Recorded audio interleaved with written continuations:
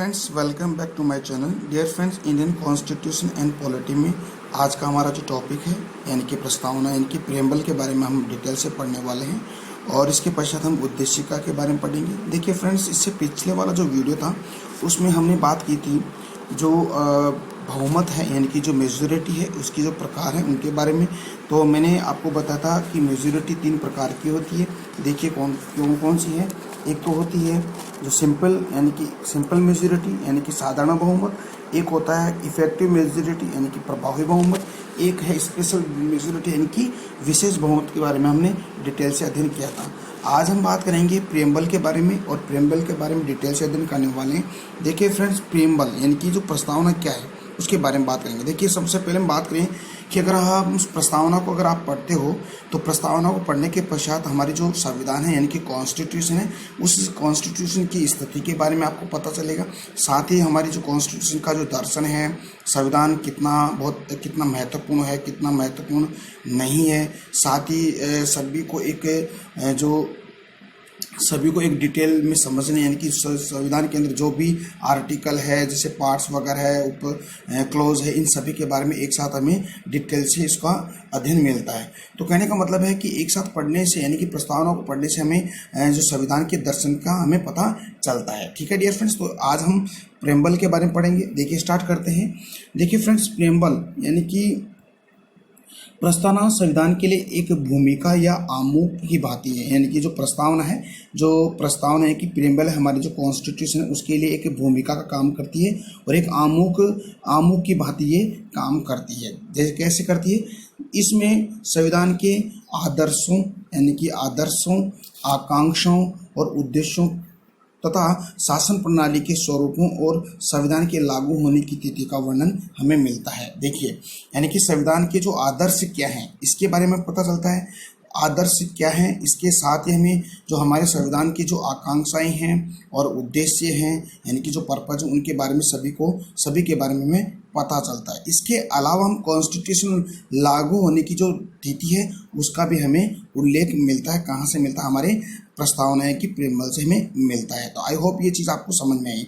एक बार फिर से देखिए डियर फ्रेंड्स, देखिए प्रस्तावना यानी कि प्रस्तावना संविधान के लिए एक भूमिका और एक आमुख की भांति कार्य करती है जिससे हमें संविधान के आदर्शों, आकांक्षाओं और उद्देश्यों तथा शासन प्रणाली के स्वरूपों और संविधान के लागू होने की तिथि का हमें उल्लेख मिलता है। डियर फ्रेंड्स, ये बात समझ में आई है। आगे अगर बात करें तो देखिए इसमें 3 बातों का हमें बहुत ही डिटेल से याद करना है। उनको याद करना कैसे? देखिए, संविधान में प्रस्तावना शब्द का प्रयोग नहीं है। देखिए यानी कि जो हमारा जो प्रियम्बल है, जो हमारा जो मूल संविधान है, मूल संविधान में प्रियम्बल यानी कि प्रस्तावना का कोई उल्लेख नहीं है यानी कोई प्रयोग नहीं किया गया था।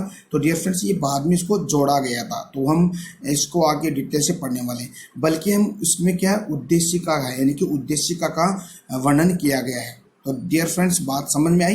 देखिए संविधान के में जो हमारा जो प्रस्तावना है प्रियम्बल है, इस शब्द का प्रयोग नहीं किया गया यानी कि मूल संविधान में, ये तो फिर बाद में जोड़ा गया था। इसमें हमें जो उद्देशिका है उद्देशिका का वर्णन मिलता है। देखिए प्रस्तावना का विचार, जो हमारा जो प्रियम्बल का जो विचार है वो कहाँ से है? यूनाइटेड स्टेट ऑफ अमेरिका से, अमेरिका के संविधान से ये हमें विचार आया है और हमारे संविधान में इसको लागू किया गया है। तो देखिए प्रस्तावना का विचार यूएसए से लिया गया है क्योंकि यूएसए का जो कॉन्स्टिट्यूशन है विश्व का सबसे छोटा कॉन्स्टिट्यूशन है कि इसमें बहुत ही कम अनुसूचियां हैं, आर्टिकल भी बहुत कम है। ठीक है डियर फ्रेंड्स, तो कहने का मतलब ये है कि प्रस्तावना का विचार यूएसए से लिया गया है। जो विश्व में सबसे छोटा संविधान किसका है? हमारा अमेरिका का है। ठीक है, आगे अगर बात करें तो जो प्रियम्बल की जो लैंग्वेज है यानी कि जो प्रियम्बल है यानी कि प्रस्तावना है, इस प्रस्तावना की जो भाषा है, जो भाषा शैली है वो कहाँ से ली है? ऑस्ट्रेलिया के कॉन्स्टिट्यूशन से ली गई। यानी कि ऑस्ट्रेलिया के कॉन्स्टिट्यूशन का प्रभाव पड़ा हमारे संविधान के ऊपर यानी कि प्रियम्बल की भाषा के यानी कि लैंग्वेज में। तो आई होप ये बातें आपको समझ में आई है। तो डियर फ्रेंड्स, एक बार फिर सुनिएगा। देखिए संविधान में प्रस्तावना शब्द का प्रयोग नहीं है बल्कि इसमें उद्देशिका का प्रयोग किया गया है क्योंकि प्रस्तावना मूल संविधान में प्रस्तावना नहीं था, बाद में इसको जोड़ा गया है। प्रस्तावना का जो विचार है प्रस्तावना का विचार अमेरिका के संविधान से लिया गया है, यानी कि यूनाइटेड स्टेट ऑफ अमेरिका के संविधान से प्रस्तावना का विचार लिया गया है। ठीक है, इसके अलावा जो प्रस्तावना की जो लैंग्वेज जो भाषा है, यानी कि जो भाषा है जो कहाँ से लिए, ऑस्ट्रेलिया के संविधान से हमारे संविधान में इससे प्रस्तावना की परिभाषा को ली है। तो आई होप डियर फ्रेंड्स ये बात को आपको समझ में। अब हम बात करते हैं उद्देशिका की। वेरी वेरी इंपॉर्टेंट है डियर फ्रेंड्स, उद्देशिका आपको याद होनी चाहिए। ठीक है, तो सबसे पहले हम बात कर लेंगे उद्देश्य, फिर एक एक के बारे में बहुत ही डिटेल से हम पढ़ लेंगे। ठीक है, तो ध्यान से सुनिएगा। उद्देश्य क्या है, उद्देशिका क्या है। देखिए, हम भारत के लोग भारत को एक संपूर्ण प्रभुत्व संपन्न समाजवादी पंथ निरपेक्ष लोकतंत्रात्मक गणराज्य बनाने के लिए तथा उसके समस्त नागरिकों को सामाजिक, आर्थिक और राजनीतिक न्याय, विचार, अभिव्यक्ति, विश्वास, धर्म और उपासना की स्वतंत्रता, प्रतिष्ठा और अवसर की समता प्राप्त करने के लिए तथा उन सब में व्यक्ति की गरिमा और राष्ट्र की एकता और अखंडता सुनिश्चित करने वाली बंधुता बढ़ाने के लिए दृढ़ संकल्प होकर अपनी इस संविधान सभा में आज तारीख 26 नवंबर 1949 मिति माघ से शुक्ल सप्तमी संवत 2006 विक्रमी को एतत् द्वारा इस संविधान को अंगीकृत, अधिनियमित और आत्म अर्पित करते हैं। तो डियर फ्रेंड्स ये हमारे उद्देशिका है, हम इसको आगे बात करेंगे, इसको एक एक बातें डिटेल से हम पढ़ते हैं। देखिए, सबसे पहले हम बात करें, हम भारत के लोग भारत को एक संपूर्ण प्रभुत्व संपन्न, पहले इसको समझिएगा, संपूर्ण प्रभुत्व संपन्न क्या होता है। संपूर्ण प्रभुत्व संपन्न का मतलब ये हो गया कि जो संपूर्ण प्रभुत्व संपन्न से तात्पर्य ऐसे देश से हैं जो अपने आंतरिक और बाह्य मामलों में स्वतंत्र निर्णय ले सके। ठीक है, तो ये होता है प्रभुत्व संपन्न। ठीक है, एक बार फिर से सुनिएगा इसको, कि जो भी भारत के नागरिक हैं या भारत देश है अपने खुद के फैसले खुद यानी कि स्वयं ही ले सकता है। इस पर किसी बाहरी शक्ति का दबाव या किसी बाहरी कंट्री का दबाव नहीं होना चाहिए। तो ये हो गया प्रभुत्व संपन्न। ठीक है, अब देखिए डिफरेंस समाजवादी क्या है। देखिए समाजवादी क्या है, देखिए अपने भारत में जितने भी रिसोर्सेज है, संसाधन है, मिनरल्स यानी खनिज वगैरह है, इन सभी पर देश का अधिकार होने के साथ साथ जो हमारी जो जनता है, चाहे जनता के किसी भी तबके में, गरीब हो अमीर हो, ठीक है, उन सब संसाधनों पर समाज के सभी तबके के लोगों का अधिकार होता है। तो उसको हम क्या कहेंगे, समाजवादी कहेंगे। इसको आप समझिएगा, यानी कि संपत्ति का जो सामाजिकरण है, समानता है और वंचित वर्गों का कल्याण या शोषण विहीनता आदि के बारे में इसमें बताया गया। तो ये हो गया आपका समाजवादी। अब देखिए डियर फ्रेंड्स, पंथ निरपेक्ष। देखिए बहुत ही, पंथ निरपेक्ष क्या है, सबसे पहले अगर बात करें पंथ क्या होता है, पंथ बोलते हैं धर्म को। ठीक है, तो धर्म क्या होता है, यानी कि भारत का या राज्य का कोई राजकीय धर्म नहीं है। कहने का मतलब है कि भारत अपना कोई विशेष धर्म नहीं मानता है, राजकीय धर्म नहीं है।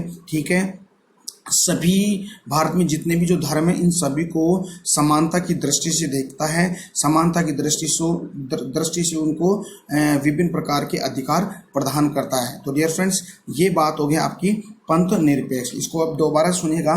देखिए पंथ निरपेक्ष से तात्पर्य ऐसे देश से हैं जहां राज्य का जो कोई भी राजकीय धर्म ना हो। दूसरी बात, राज्य अपने नागरिकों के बीच कोई धर्म के आधार पर कोई भेदभाव भी नहीं कर सकता।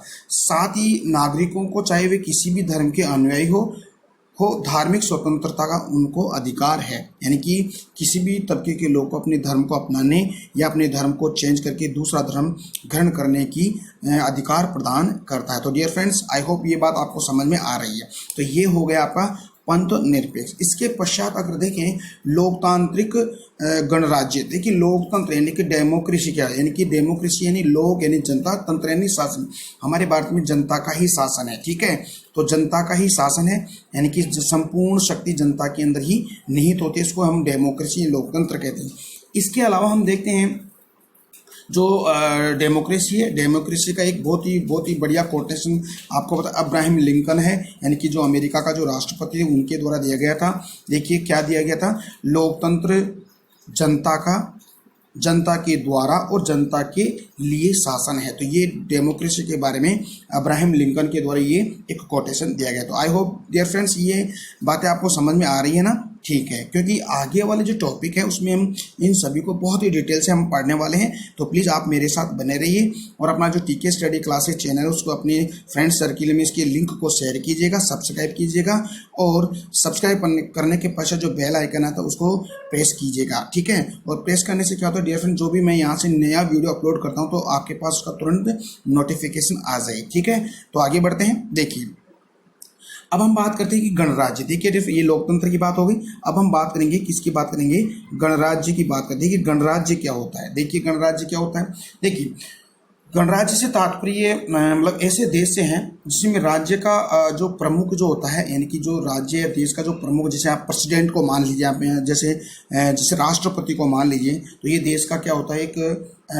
प्रमुख होता है। तो उसका जो प्रमुख होता है, ये प्रमुख वंशानुगत ना होकर उसको निर्वाचित किया जाता है, ठीक है। तो आप देख लीजिए कि जो हमारे जो राष्ट्रपति हैं उनका जो निर्वाचन होता है, नहीं कि वो वंशानुगत, तो इसको हम क्या कहेंगे, गणराज्य कहेंगे। तो डियर फ्रेंड्स इसको भी हम आगे बहुत ही डिटेल से हम पढ़ने वाले हैं।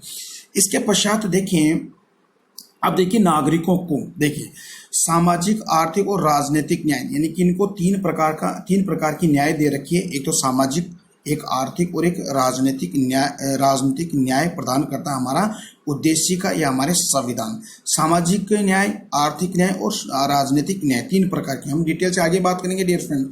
इसके पश्चात यानी कि विचार, अभिव्यक्ति, विश्वास, धर्म और उपासना की स्वतंत्रता, कहने का मतलब ये स्वतंत्रता दे रखी है, कौन कौन सी, विचारों के आदान प्रदान की स्वतंत्रता दे रखी है, अभिव्यक्ति यानी कि अपने विचारों को कहीं पे भी तर्क संगत में बोल सकता है ना, विचार अपन रख सकता है, तर्क वितर्क कर सकता है, डिबेट कर सकता है, उसकी भी स्वतंत्रता देता है हमारा कॉन्स्टिट्यूशन, ओके।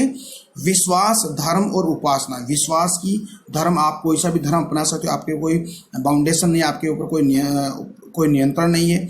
उपासना, आप किसी भी धर्म को अपनाकर उसकी उपासना आप कर सकते हो, तो ये स्वतंत्रता दे रखी है।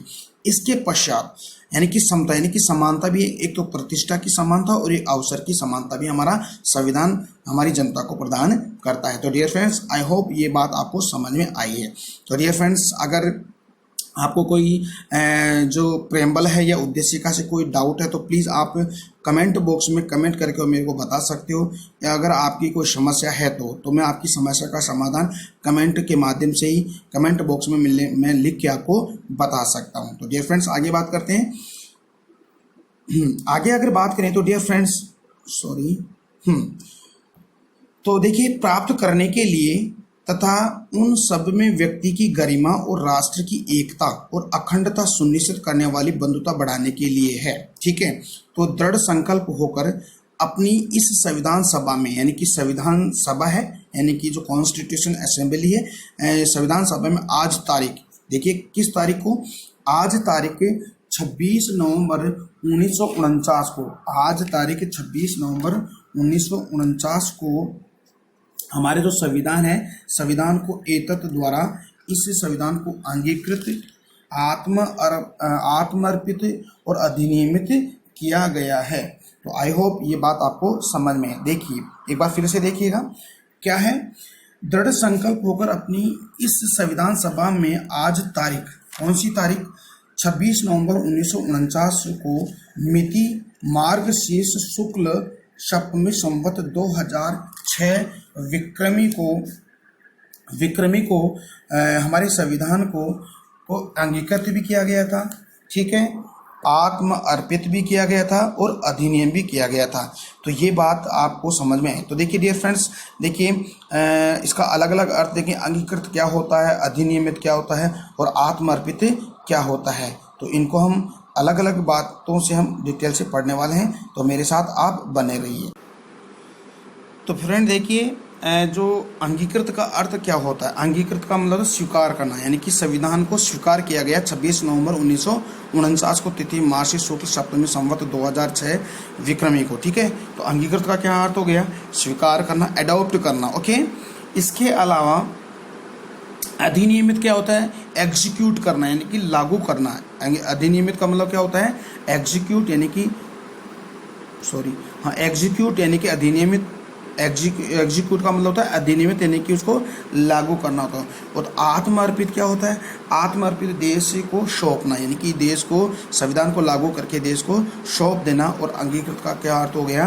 अंगीकृत का हो गया स्वीकार करना, एडॉप्ट करना। तो डियर फ्रेंड्स, आज हम सिर्फ 2 ही टॉपिक की में चर्चा करेंगे, एक तो प्रेम्बल और एक उद्देशिका है। तो आई होप ये बातें आपको समझ में आई हैं। तो फ्रेंड, अगला हमारा टॉपिक है में हम प्रस्तावना की कुछ बातों की हम चर्चा करेंगे। उसमें हम सत्ता का स्रोत है, सत्ता का स्वरूप और सत्ता के उद्देश्य यानी कि पर्पज के, इनके बारे में डिटेल से अध्ययन करेंगे। तो आप मेरे साथ बने रहिए। और अगर ऐसे आप वीडियो मेरे साथ देखना चाहते हो तो अपना टीके स्टडी क्लासेज जो चैनल है उसके लिंक को शेयर, सब्सक्राइब और लाइक कीजिएगा। और लाइक करने के पश्चात सब्सक्राइब करने के पश्चात जो बेल आइकन आता है उस बेल आइकन को प्रेस कीजिए, ताकि जो भी मैं नया वीडियो अगर आप यहाँ पर अपलोड करता हूँ तो तुरंत उसका नोटिफिकेशन आपके पास पहुँच जाए। ठीक है डियर फ्रेंड्स, तो बने रहिए मेरे साथ। फिर हमारी और आपकी अगले टॉपिक में एक नए टॉपिक के साथ हमारी चर्चा होगी और मुलाकात होगी। तब तक के लिए मैं आपसे विदा लेना चाहता हूँ। नमस्कार, जय हिंद, जय भारत, बाय बाय।